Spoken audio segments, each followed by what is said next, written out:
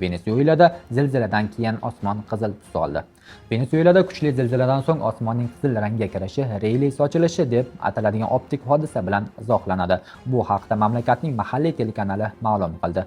Telekanal xabariga ko'ra, zilziladan keyin kuzatilgan qizg'ish osmon atmosferasi tarkibiga kirgan chang, qum va boshqa mikroskopik zarrachalar miqdorining keskin ortishi bilan bog'liq. Mutaxassislarning tushuntirishicha, zilzila oqibatida havoga katta hajmda chang va mayda zarrachalar ko'tarilgan. Quyosh nuri ana shu zarrachalar orasidan o'tayotganda qisqa to'lqinli ko'k ranglar kuchliroq sochilib ketadi. Uzunroq to'lqinli qizil va to'q sariq ranglar esa ustunlik qilib osmon qizg'ish tusda ko'rinadi. Bu hodisa Reyli sochilishi nomi bilan mashhur.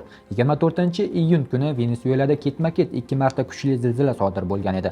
AQSh geologiya xizmati ma'lumotiga ko'ra, birinchi zilzilaning magnitudasi 7.2, ikkinchisiniki esa 7.5 ni tashkil etgan. So'nggi rasmiy ma'lumotlarga ko'ra, tabiiy ofat oqibatida 1943 kishi halok bo'lgan, yuzlab turar joy binolari vayron bo'lgan, yo'l va muhandislik infratuzilmasi hamda shifoxonalarga jiddiy zarar yetgan. Shuningdek, mamlakatning bosh xalqaro aeroporti faoliyati vaqtincha to'xtatilgan.